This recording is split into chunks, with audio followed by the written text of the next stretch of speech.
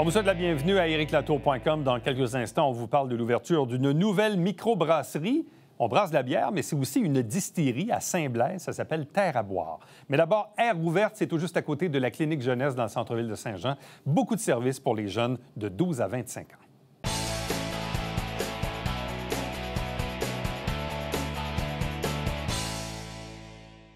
Saint-Jean-sur-Richelieu a maintenant une nouvelle clinique dédiée à la clientèle des 12-25, 12 ans à 25 ans. Tout juste à côté, en fait, sur la rue Champlain, ce qui était connu comme étant la clinique jeunesse, donc Air ouverte, c'est tout juste à côté. C'est nouveau. Il n'y en a pas beaucoup au Québec. Il y en a 5 ou 6 tout au plus, mais l'objectif pour le gouvernement, c'est d'en avoir probablement 80 ou 90 au cours des prochaines semaines et des prochains mois, si ce n'est que des prochaines années. Donc, parlons donc de Air ouverte. Deux invités pour en parler. D'abord, Chantal Leclerc, qui est chef de programme. Bonjour à vous. Bonjour. Accompagné de Mathieu Riel-Côté, qui est membre du comité jeunesse à Air ouverte. Bonjour et bienvenue. Bonjour. Bon, question toute simple. Quelle est la différence entre la clinique jeunesse qu'on connaissait depuis plusieurs années et ce qu'on ouvre aujourd'hui, qu'on appelle Air ouverte? En fait, c'est la même chose. À Saint-Jean, là, ça a été très innovateur dans le sens que la clinique jeunesse, on offre les mêmes services. En fait, les professionnels qui y sont, c'est des médecins, des infirmiers, ça peut être des sexologues, psychoéducateurs, éducateurs qui vont être dans le milieu. Donc, ça se veut vraiment une équipe. Air ouverte, dans le fond, c'est un site qui inclut la clinique jeunesse. Donc, ça inclut la clinique jeunesse. Oui, exactement. Mais ça se trouve à donner plus de services ou des services plus élargis ou une clientèle plus élargie? Bien, en fait, oui, une clientèle plus élargie. Puis aussi, pour dédier... L'idée, c'est qu'on veut que le jeune qui arrive à Air ouverte, qu'il soit toujours à la bonne place. Donc, peu importe le besoin qu'il a, que ce soit au niveau de la santé physique ou au niveau psychosocial, qu'il soit au bon endroit pour justement qu'il ait réponse à ses besoins. Bon, prenons un cas type d'un jeune qui rentrait autrefois à la clinique jeunesse et qui là rentre à Air ouverte. Qu'est-ce qui sera différent en bout de course? Bien, je vais vous donner un exemple. Dernièrement, on a vécu justement un jeune qui est rentré justement à la clinique jeunesse, qui avait rendez-vous avec un médecin. Un jeune qui présentait des symptômes vraiment, qui pleurait beaucoup, dépressif et tout ça. Alors, à ce moment-là, le médecin a pris l'initiative d'aller voir les intervenants, de voir, y a-t-il quelqu'un de disponible? Y a-t-il quelqu'un qui peut être là pour répondre aux besoins justement du jeune? Et a été rencontré immédiatement. Donc, ça Ce qui n'aurait pas été le cas avant? Ce qui n'aurait pas nécessairement été le cas avant, parce que là, on est une plus grande équipe, on a une plus grande diversité, puis on a justement des horaires de 100 rendez-vous aussi qui nous permettent justement d'offrir ces services-là aux jeunes. Donc, c'est pour ça, c'est ce qu'on voulait aussi, d'avoir, puis de moins mêler nos jeunes aussi, de se dire, bien, il y a un milieu, tu te rends là, puis si c'est pas nécessairement là... Bien, on est un peu comme dans le principe du guichet automatique, du guichet unique, là, je devrais dire, du guichet exactement, unique. Là, exactement. Pour justement que le patient n'ait pas à se promener d'une place à l'autre, il rentre là et on le dessert correctement. Oui, exactement. Bon. De ce que je comprends, donc, il y a à l'intérieur de Air ouverte un comité d'usagers ou un comité jeunesse sur lequel siège Mathieu. Explique-nous un peu quel est ton rôle et comment tu t'es retrouvé sur ce comité-là? Bien, moi, c'est simple. Au tout début, je faisais des rencontres avec, justement, le service de clinique jeunesse. Puis, ensuite de ça, on m'a parlé du comité des jeunes d'Air ouverte qui se développait.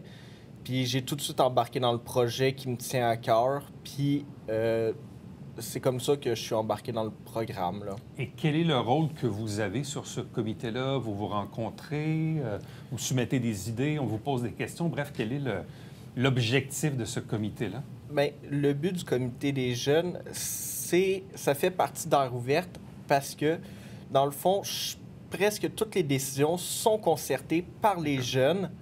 Comme, je vais prendre l'exemple des journées d'ouverture pour ici à Saint-Jean. Ça a été décidé par le comité des jeunes de Saint-Jean. On se réunit une fois par mois, désolé. Puis, on discute des points que les intervenants qui sont avec nous accompagnent, bien sûr, là-dedans. Puis, ils nous disent les points qu'on a besoin de discuter, puis entre plusieurs jeunes, discuter puis dire c'est quoi qu'on a, nos avis. Donc, ça se veut participatif, donc concerté. Donc, c'est un peu un objectif aussi d'avoir la participation des usagers eux-mêmes et des jeunes eux-mêmes, en fait. Définitivement. Puis c'est pour et avec les jeunes. Donc, toutes sortes de consultants. Ça peut aller du choix de l'emplacement, des meubles, de la structure, justement, comment c'est créé au niveau d'air ouverte, des services qui doivent être dispensés, des milieux qui sont plus susceptibles d'avoir besoin. Parce que le but premier d'Air ouverte, c'est d'aller chercher les jeunes qu'on n'aurait pas été chercher en temps normal dans les CLSC, dans les sites, dans les écoles aussi. Donc, puis ça m'amène à dire aussi, c'est qu'il y a un partenariat aussi qui se fait avec les organismes communautaires parce qu'il y a tellement de belles initiatives qui sont faites. On veut les mettre à profit.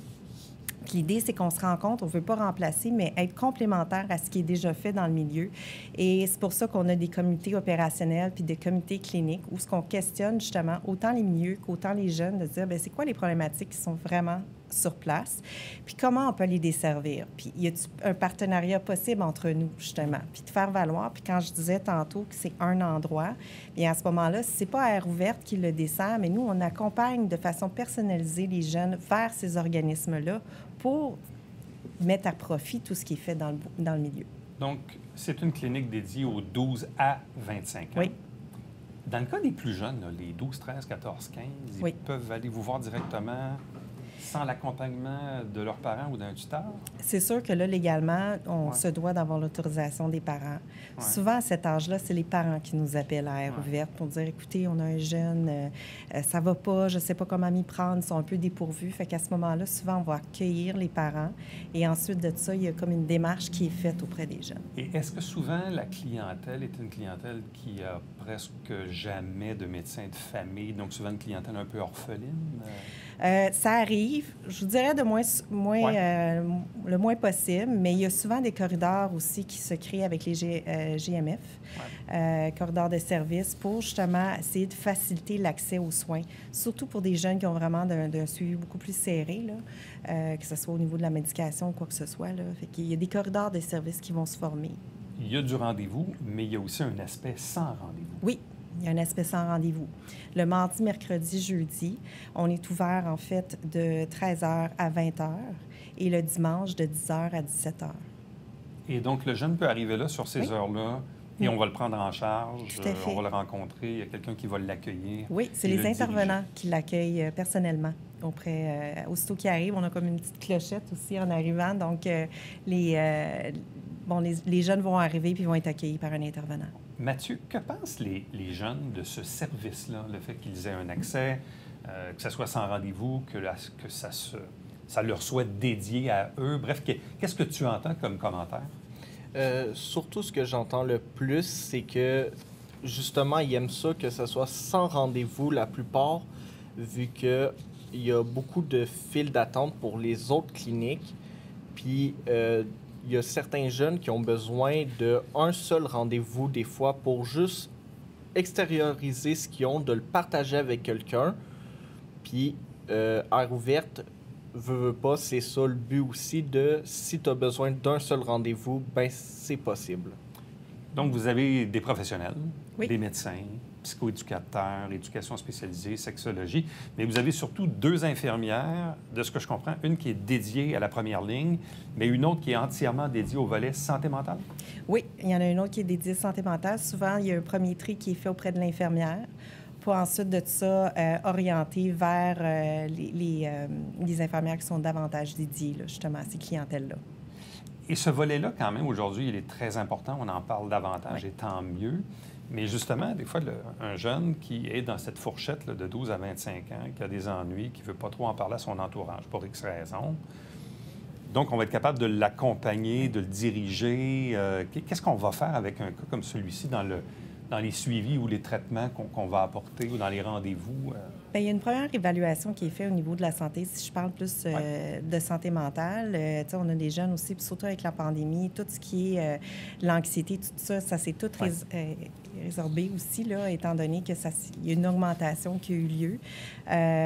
Donc, à ce moment-là, il y a une évaluation qui est faite. Il y a un suivi beaucoup plus rapproché qui est effectué auprès de ces jeunes-là pour offrir des services, pour éviter justement que ça devienne des troubles anxieux puis des troubles de santé mentale qui sont beaucoup plus graves, là. Fait que c'est vraiment là, en prévention, pour essayer de détecter d'avance les différents troubles qu'il peut y avoir. Parce que s'ils ne rentrent pas chez vous, si ça n'existait pas, la porte d'entrée, ça serait quoi? L'urgence de l'hôpital? L'urgence, oui. Ce qu'on ne veut pas personne, Non. évidemment. Puis c'est moins, comment je dirais, pas moins accueillant, mais c'est moins dédié à la clientèle. Je me mets dans la place d'un jeune là, qui a 18, 20, 22 ans, qui a un problème de santé.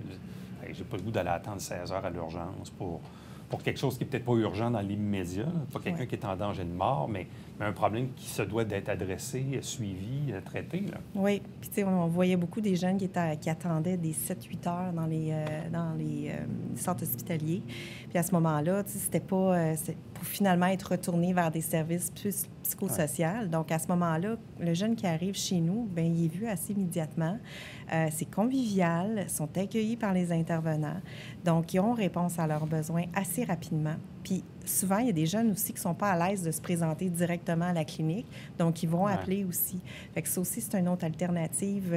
Ils peuvent parler à un intervenant, justement, directement au téléphone. Bon, au fil des ans, la clinique jeunesse était quand même très connue là, auprès de la clientèle. Question, Mathieu, est-ce que maintenant, les jeunes vont devoir savoir que ce service-là existe, que Air ouverte existe, donc on va devoir l'expliquer tout ça? Est-ce que tu sens que les jeunes savent que ça existe? À tout le moins, la clinique jeunesse, oui, là? Oui, bien, le centre de service clinique, comme vous dites, oui, ils savent, mais pour ce qui est de Air ouverte, le lancement officiel n'est pas encore fait. Ouais. Donc, ça marche beaucoup de bouche à oreille. Donc, il faut que le mot se passe là, auprès des jeunes. Oui. C'est ça. En attendant le lancement officiel, c'est surtout c'est notre seule manière de communiquer vraiment, de dire qu'on existe. Bon, parce que là, comme on le disait en début d'entrevue, il y a quelques villes qui ont des aires ouvertes en ce moment. Il y en aura d'autres au Québec. Le ministre Carman était de passage dans la région. Il est allé faire un tour pour inaugurer officiellement ou officieusement, je ne sais trop. Mais bref, donc on est dans le démarrage, là. Tout à fait. Et on commence à peine à en parler. Là. Oui. Puis les intervenants, puis le but premier, c'est qu'on va vers les jeunes. Donc, que ce soit les centres de crise, que ce soit les organismes, les maisons de jeunes et tout ça, on va vers eux autres. On présente les services, on regarde un peu ce qu'ils ont besoin, puis on consulte. Il y a beaucoup aussi d'organismes communautaires qui ont leur propre comité de jeunes. Donc, ce ne sera pas rare qu'on va les consulter pour différents sujets. Fait que, puis, tu sais, c'est important, ça nous tient à cœur aussi. Tu sais, on a la possibilité aussi d'avoir un messenger. Fait que quand il y a des décisions qui doivent être prises rapidement, on leur parle sur Messenger, on leur envoie les documents, qu'est-ce que vous en pensez, est-ce qu'on l'améliore, qu'est-ce que... Fait que, tu sais, c'est ça qui est riche aussi, là, d'avoir des jeunes auprès de nous autres. Puis c'est leur voix aussi, tu sais.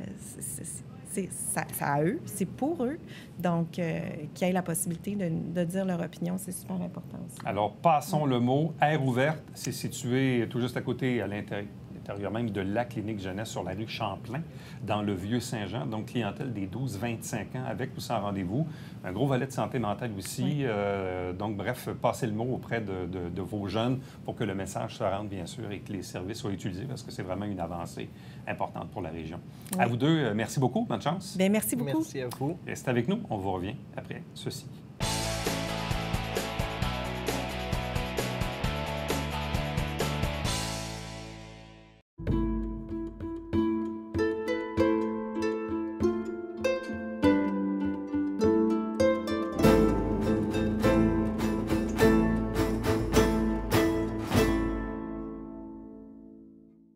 Mesdames et messieurs, bon matin et bienvenue à votre télébingo sur les ondes de télévision du Haut-Richelieu. Vous aimeriez jouer au bingo dans le confort de votre foyer? C'est possible. Tous les dimanches matins, 9h30, à la télévision du Haut-Richelieu, maintenant en haute définition au 609. Pour vous procurer les livrets du télébingo, c'est facile. Consultez la liste de nos 30 dépositaires au www.tvhr9.com.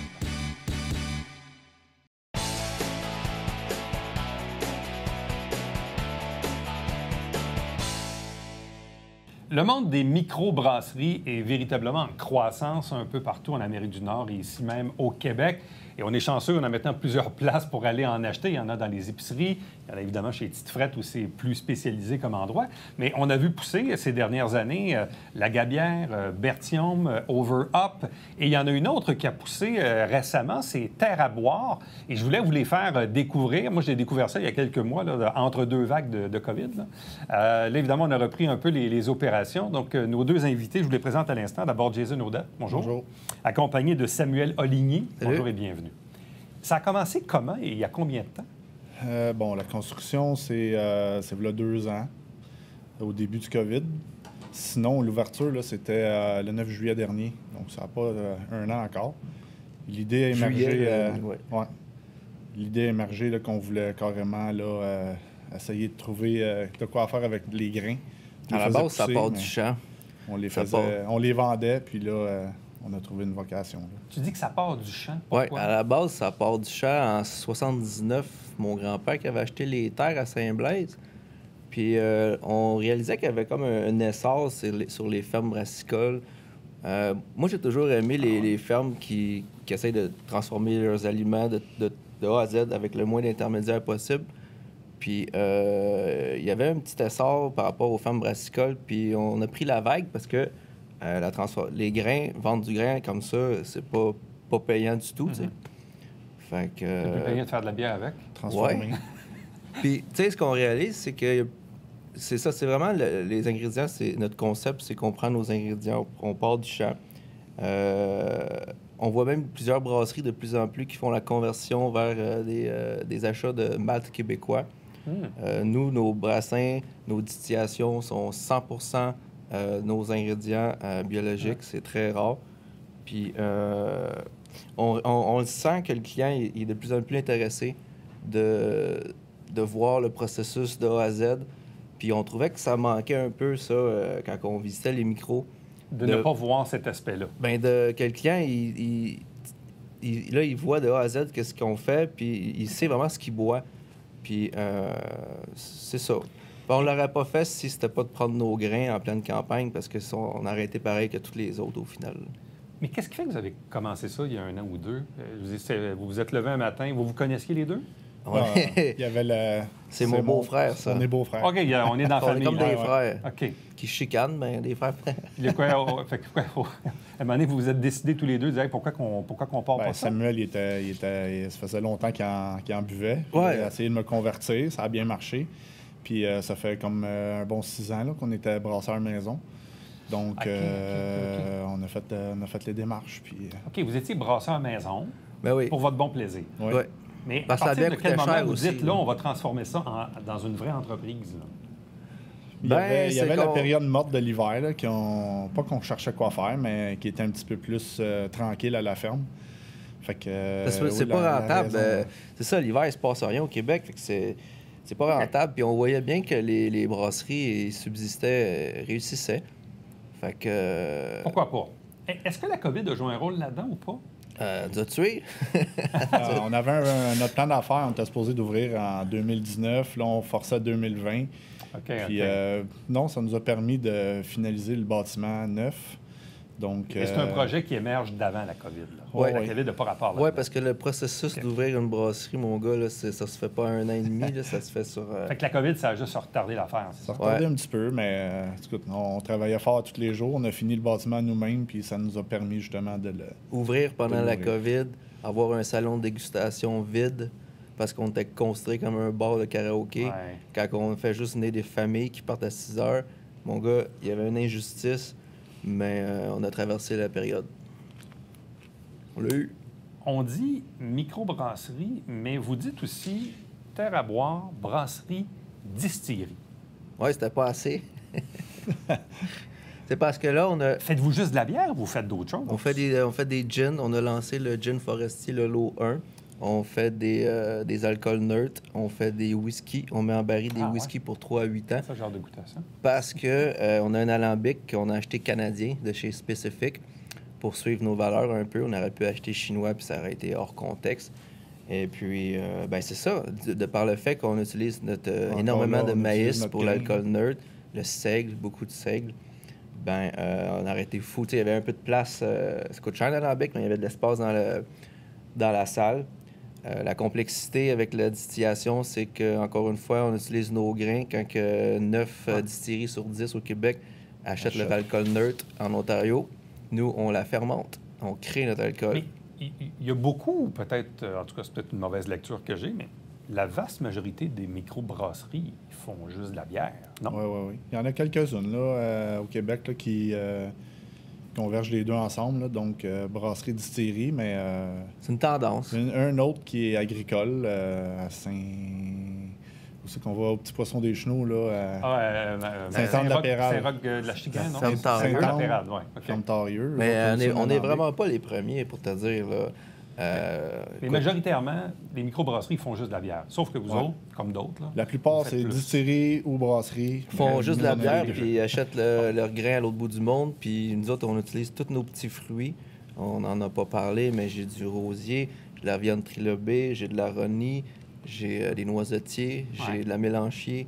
Je vais avoir la Framboise. camerise, argousier, genévrier, framboise. On fait nos houblons aussi, houblons. partiellement. On essaie de tout faire, puis c'est ça qui fait qu'on est en burn-out. Ça n'a pas l'air, là. Ah non? Ah, ça, c'est pas pire, ça. Vous êtes à quel endroit à Saint-Blaise? Vous connaissez le vignoble 1292? Ouais. Bon, ben, on peut dire qu'on est en face, on est un petit peu en diagonale. Là.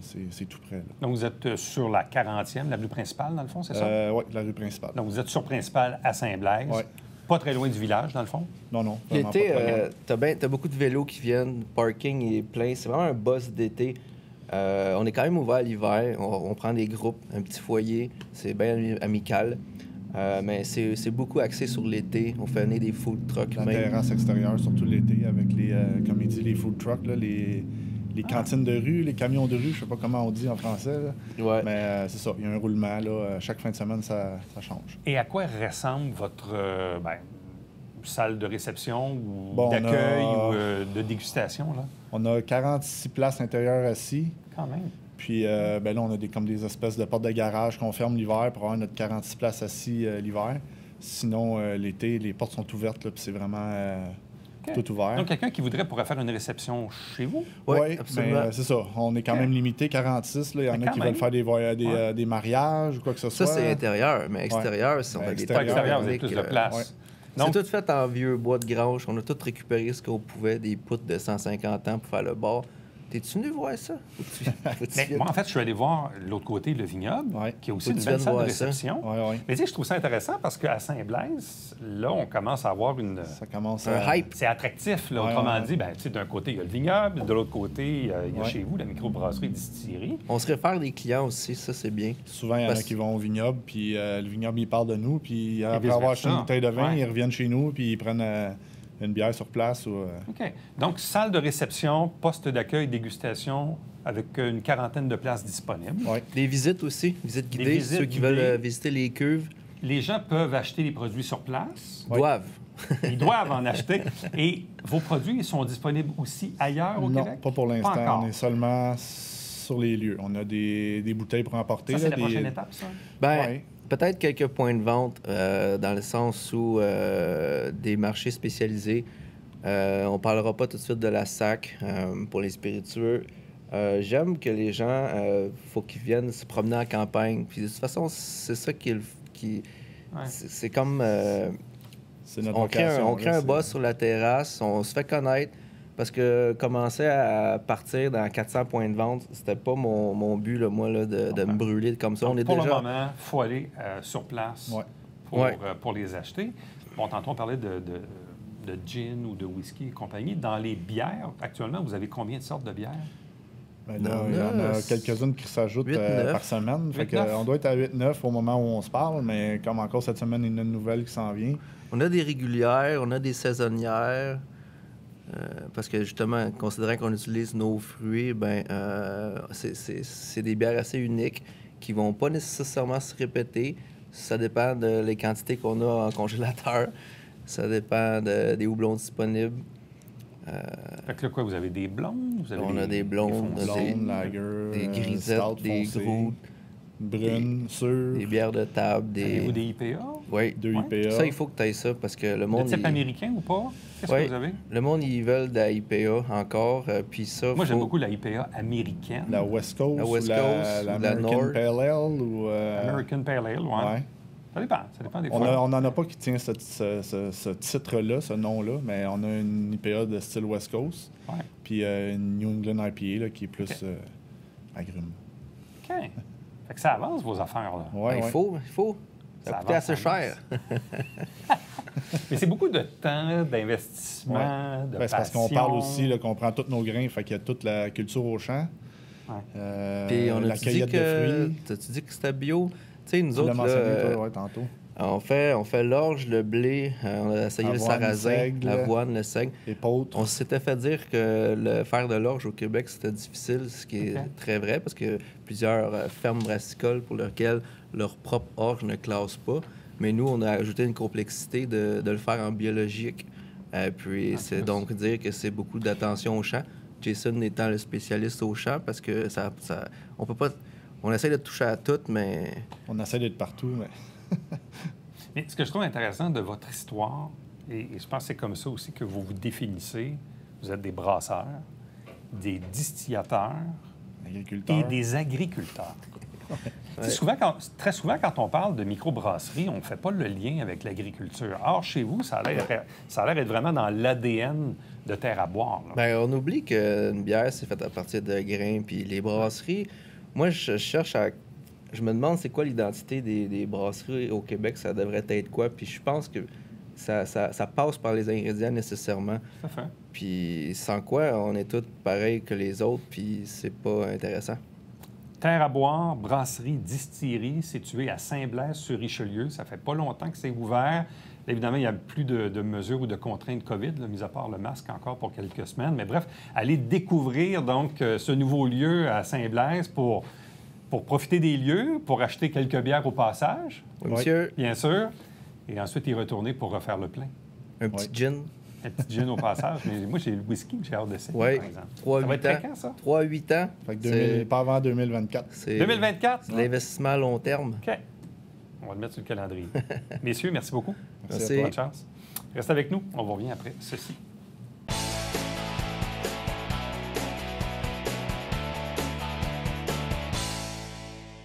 La prochaine collecte de sang sur le territoire va se tenir à la fin du mois, mais c'est toute une semaine. C'est pas juste une journée ou deux, là. C'est du lundi au samedi. C'est au Carrefour Richelieu, pas mal dans les heures d'ouverture du Carrefour, donc plus tard le jeudi, vendredi. Et vous devez vous inscrire, évidemment, via Emma Québec. Allez sur le site Internet pour pouvoir donner de votre sang. À demain. Bye-bye.